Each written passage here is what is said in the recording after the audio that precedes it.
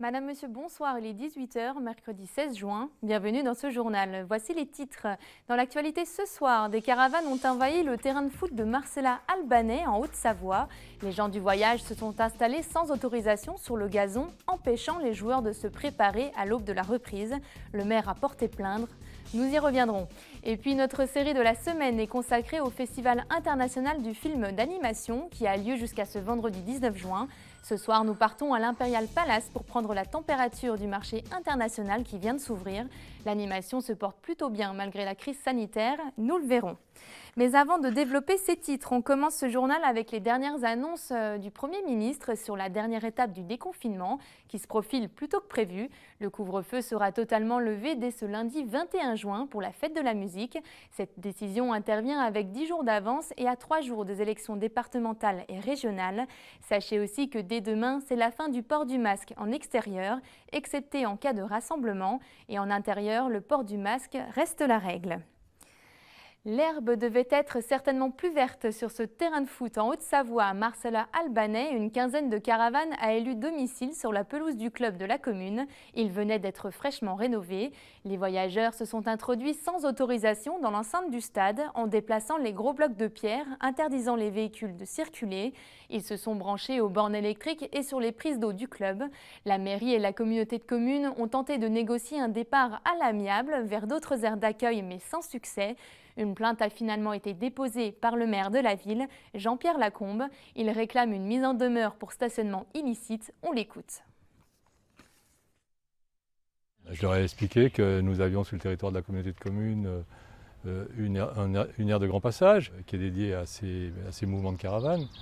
Ils m'ont répondu que l'aire n'était pas suffisamment confortable et qu'il serait bien mieux ici sur ce terrain qui est beaucoup plus agréable. Effectivement, le terrain est bien agréable puisqu'on vient de terminer la réfection du gazon qui a été entrepris par la commune ces derniers mois. Ce matin, je suis allé en gendarmerie pour déposer plainte. Les gendarmes, eux, ont relevé les identités des personnes qui sont derrière moi. Et donc, au cas où on ait des dégradations, eh bien, les poursuites seront menées. Moi, j'ai stipulé dans le dépôt de plainte qu'une expertise serait faite à l'issue, après le départ, pour vérifier si effectivement des dégradations ont été commises. Voilà, après, je ne sais pas si on aura l'occasion d'être remboursé si des dégradations étaient commises. Et j'ajoute que la mise en demeure a été validée ce matin par la préfecture. Elle devrait être signée ce mercredi. Les voyageurs devront quitter les lieux avant samedi. On poursuit avec un projet qui fait débat sur le territoire, la grande rénovation du tunnel du Mont-Blanc, prévue d'ici 2022.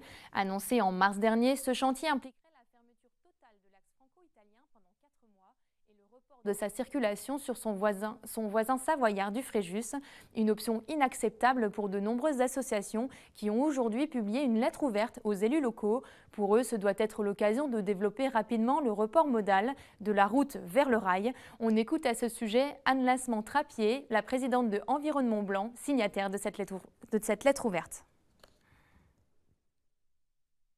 C'est des annonces qui ont été faites par les sociétés des tunnels du Fréjus et du Mont-Blanc. Donc la première annonce, c'est l'annonce de l'ouverture de la galerie de sécurité du Fréjus à la circulation en octobre 2021. Et puis la deuxième, c'est l'annonce des travaux sur le tunnel du Mont-Blanc par l'ATMB, des travaux sur la voûte. En ce moment, il y a des travaux sur la chaussée, mais là, ce sera des travaux sur la voûte en 2022 et 2023. Et ça, c'est la nouveauté parce que les habitants ne sont pas au courant et même les élus locaux ne semblent pas au courant. L'ouverture de la galerie de sécurité à la circulation, pour nous, c'est totalement illégal. La déclaration d'utilité publique ne portait pas du tout sur la circulation, donc on va essayer de combattre ça par tous les moyens possibles, y compris en justice. Et puis, la deuxième chose, c'est les travaux du tunnel du Mont-Blanc. Et là, ce qu'on demande, c'est que les camions du tunnel du Mont-Blanc ne soient pas renvoyés sur l'autoroute de la Maurienne, mais qu'ils soient mis sur le rail, puisqu'on a des capacités ferroviaires existantes et que nos politiques, nos élus, nos gouvernements traînent les pieds et ne mettent jamais en place ces solutions ferroviaires. Et on ouvre une page culture à présent avec le deuxième épisode de notre série de la semaine. Elle est consacrée au Festival international du film d'animation qui se tient jusqu'au 19 juin à Annecy. En parallèle, le marché international a ouvert ses portes mardi à l'Imperial Palace. Comme le festival, il se tient à la fois sur place et en ligne. Victoria Lopez est allée y faire un tour pour prendre le pouls de la filière impactée par la crise. Reportage. Année noire ou année blanche, le cinéma a souffert de la crise sanitaire. Mais l'animation n'est pas impactée de la même façon que les autres genres cinématographiques. La production n'a pas été stoppée, elle s'est poursuivie même à distance. Le bilan pour la filière est varié selon les canaux de distribution. Certains de nos clients ont souffert. C'est les chaînes historiques. Les chaînes historiques ont vu leurs recettes publicité baisser. Et donc, en retour, leurs commandes se sont réduites. En revanche, on a un effet très positif avec l'accélération des abonnements des plateformes numériques qui arrivent en France et qui commandent des dessins animés aux producteurs français. Alors l'impact a été effectivement beaucoup plus grand pour les producteurs de cinéma d'animation puisque leurs films ont certes pu continuer à être fabriqués, mais lorsqu'ils étaient livrés, ils ne pouvaient pas être sortis en salle. C'est donc l'embouteillage au niveau de la distribution des films, ce qui pose des problèmes de trésorerie aux producteurs qui accusent un retard dans le retour sur investissement. Mais globalement, les professionnels gardent le sourire. Pour les séries encore sur plateforme, ça marche bien. Pour les sorties de films, nous on a eu un film en prise de vue réelle qui est sorti entre les deux confinements et qui a très très bien marché, qui a fait plus d'1 million d'entrées. Et donc là c'était, bon, faut dire que le film est bien aussi, donc c'est pour ça aussi. Hein, mais voilà, mais ça impacte aussi un petit peu. La Bretagne, territoire du stop motion, une technique d'animation qui permet de créer un mouvement à partir d'objets immobiles, est aussi positive sur l'avenir de la filière. On a vraiment ce nouvel essor du stop motion qu'on essaye de traiter aussi dans nos différents travaux. Donc on voit bien à Rennes que c'est en train de se passer. Et on a vraiment une effervescence comme ça, avec une visibilité, je dirais, sur le moyen terme, qui est quand même quelque chose d'assez inouï. Ce moment, je dirais, d'effervescence, par ailleurs, ne va pas sans poser de questions sur les enjeux de filière, comment finalement l'écosystème doit évoluer au même rythme que ça, l'écosystème de l'animation bretonne.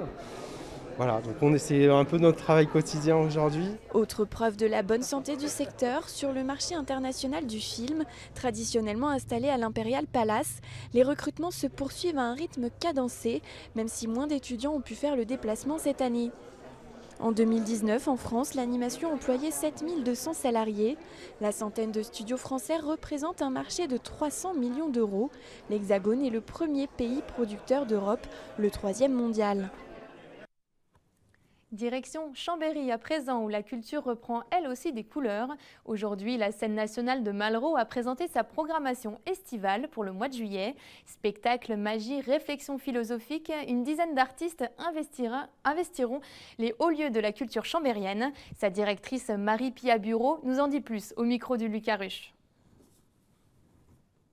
Il y a toutes les fins de semaine une programmation qui se fait aux Charmettes, dans la maison de Jean-Jacques Rousseau, parce que c'est un endroit magique avec une pelouse qui fait un gradin naturel et qu'on avait envie d'apprécier ça. Quand je dis on, c'est à la fois Malraux et à la fois le musée de Chambéry. Et on espère que c'est quelque chose qu'on va pouvoir reproduire les années suivantes.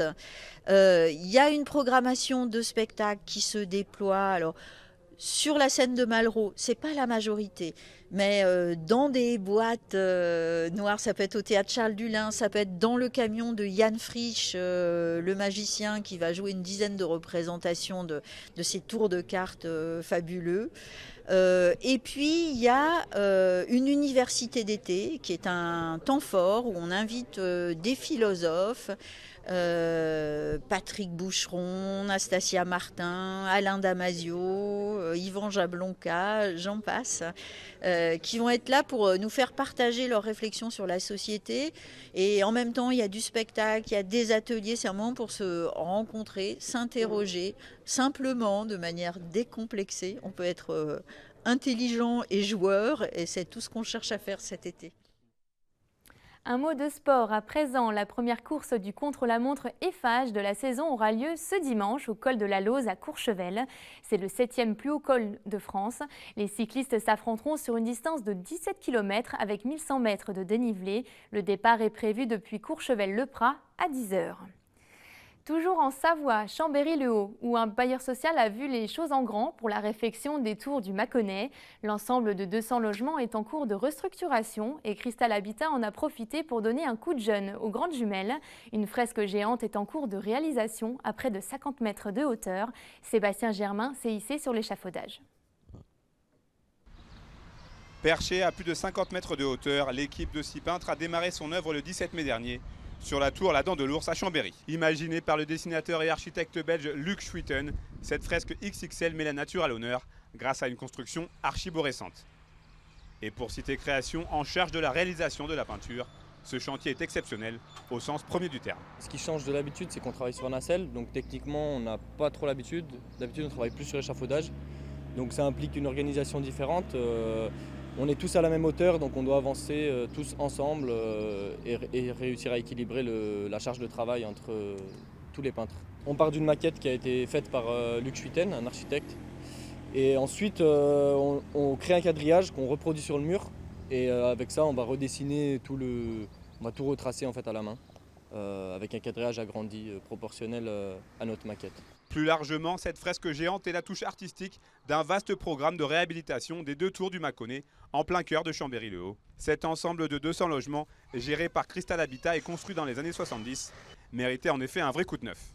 Le but principal est d'améliorer thermiquement l'ensemble des tours, donc en posant une isolation à l'extérieur, en remplaçant complètement les menuiseries extérieures également.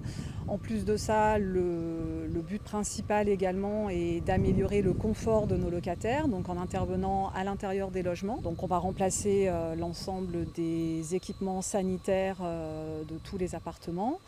En parallèle, toutes les parties communes seront également refaites. Particularité de ce chantier d'un coût de 13 millions d'euros pour les 2 tours, les travaux de restructuration se font en site occupé.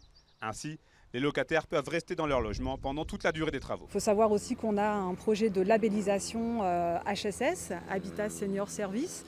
Donc sur l'ensemble de l'opération, nous aurons 60 logements qui seront labellisés donc HSS, et ce qui consistera à équiper davantage certains appartements pour le vieillissement de nos personnes. Le grand lifting du quartier du Mâconnais n'est pas terminé. La 2e tour, celle du Cré de l'Aigle, fera également l'objet d'une gigantesque fresque murale dans les prochaines semaines. C'est la fin de ce journal. Merci de l'avoir suivi. On se quitte sur ces images de coucher de soleil au sommet du col de la Forclaz. À suivre la météo de Thierry Paul, mais les émissions spéciales départementales 2021. Ce soir, focus sur Pont de Bonvoisin et à Chambéry 3 avec Victoria Lopez.